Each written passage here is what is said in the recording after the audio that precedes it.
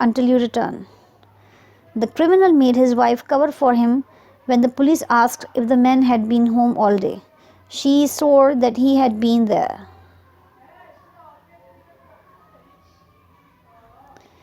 To give someone a break.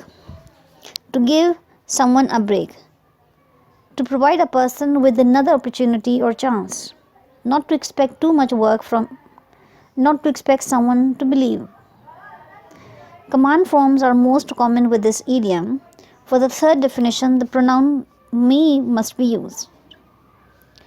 The drivers pleaded with the police officer to give him a break and not issue him a ticket for speeding. When the students heard how much homework the teacher wanted them to do over the holiday, they suggested, "Give us a break, Professor Doyle." "Oh, Jim, give me a break. That's a terrible excuse for being late." To bow out. To bow out means to stop doing as a regular activity, to remove oneself from a situation. The related idiom to want out indicates that someone desires to bow out.